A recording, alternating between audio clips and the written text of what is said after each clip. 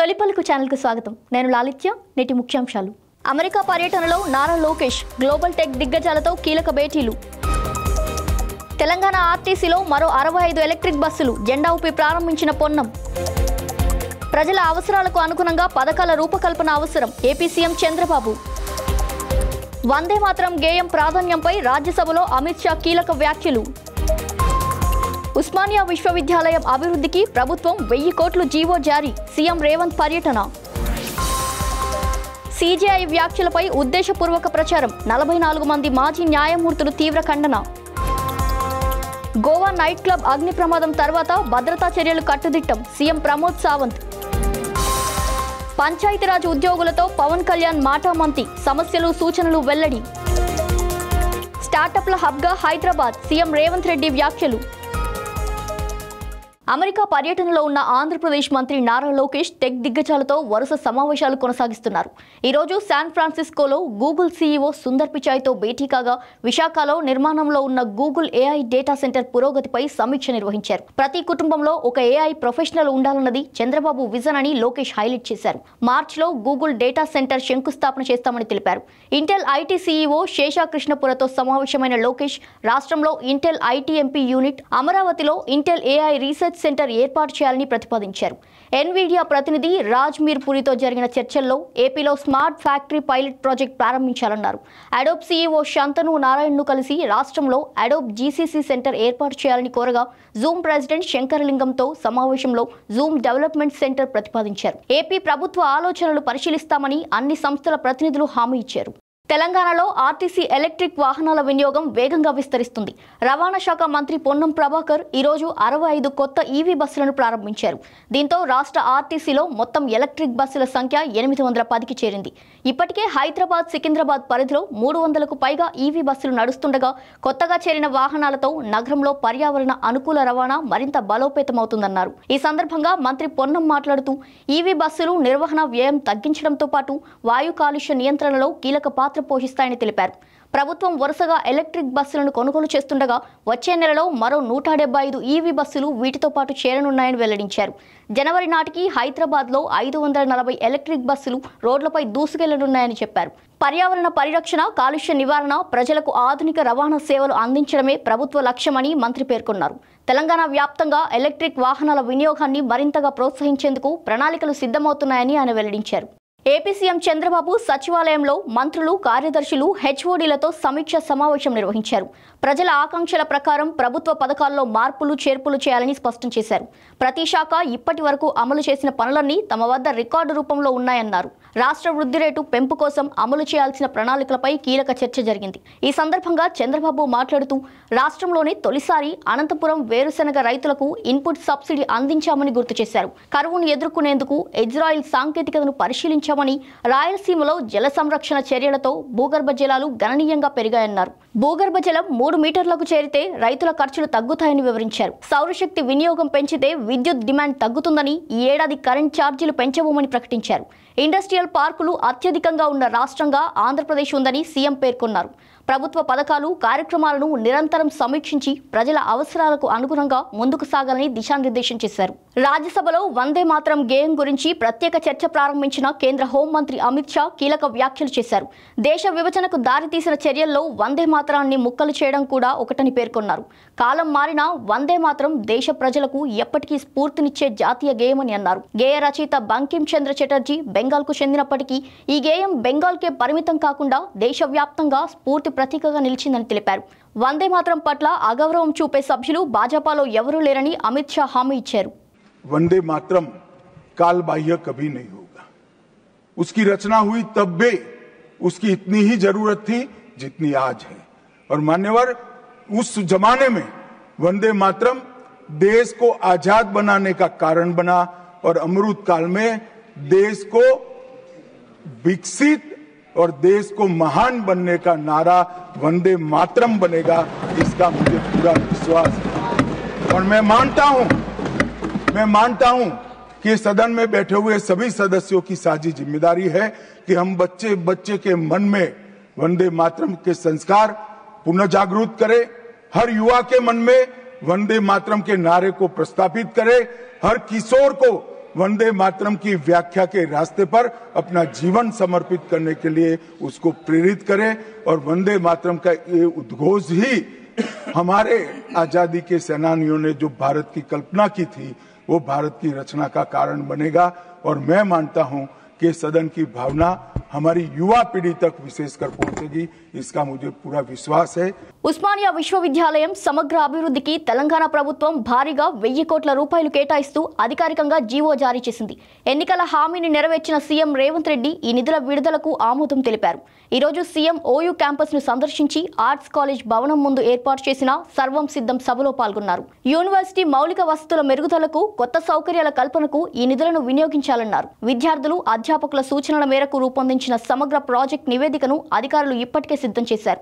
హాస్టళ్ల ఆధునికీకరణ, కొత్త అకాడమిక్ బ్లాక్లు, విద్యార్థి సేవా సౌకర్యాలపై సీఎం స్వయంగా పర్యటించి తుది సమీక్ష నిర్వహించారు.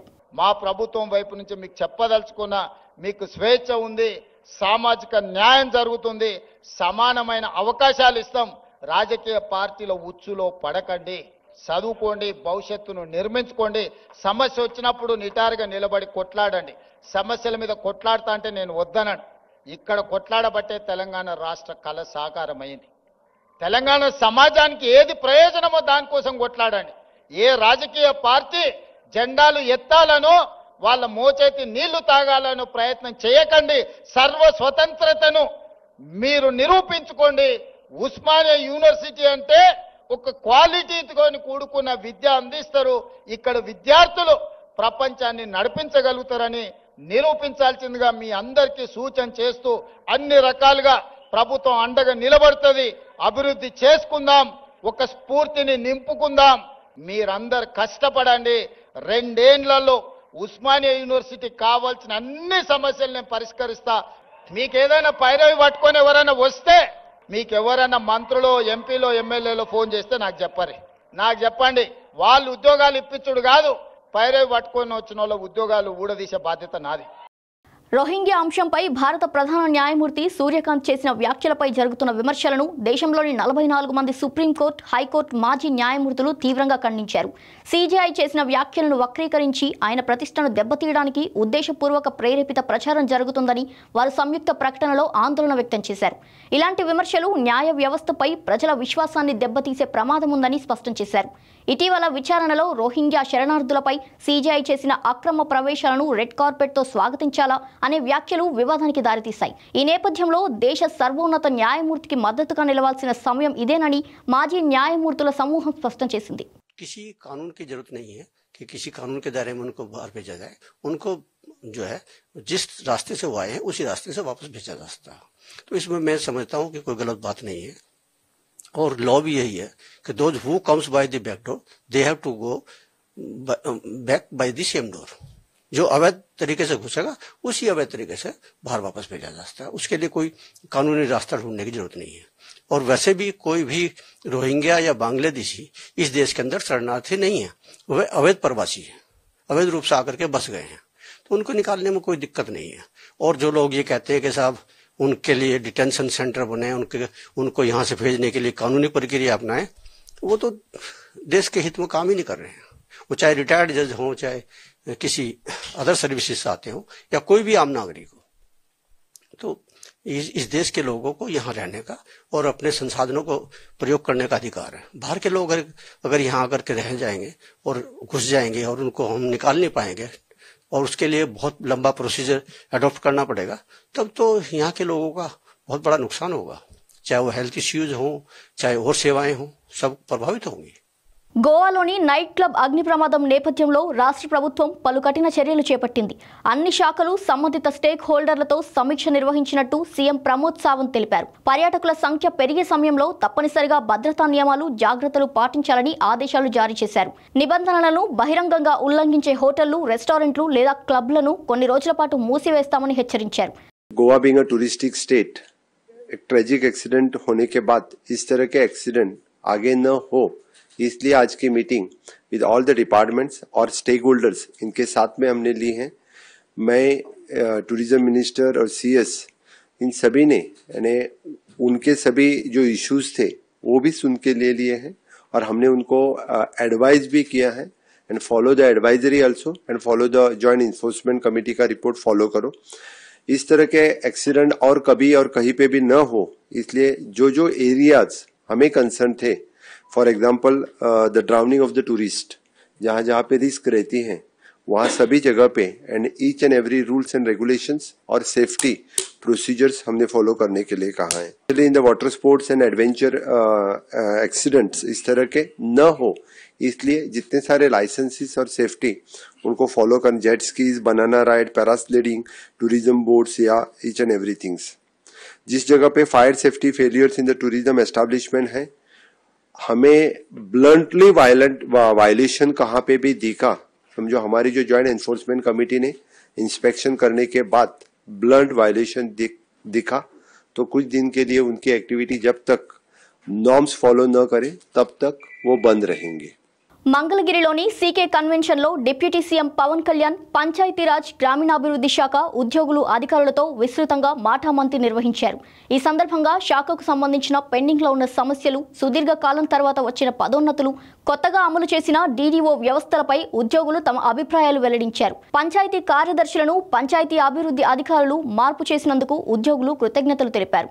అలాగే పంచాయతీ కార్యదర్శులు సొంత మండలాల్లో పనిచేసే అవకాశం ఇవ్వాలని కోరడంతో పాటు గ్రామ సచివాలయ సిబ్బందిని పంచాయతీ శాఖ నుండి వేరు చేయాలని విజ్ఞప్తి చేశారు। పంచాయతీరాజ్ శాఖలోనే డిపార్ట్మెంటల్ పరీక్షలు నిర్వహించడం సరికాదని పవన్ కు వివరించారు।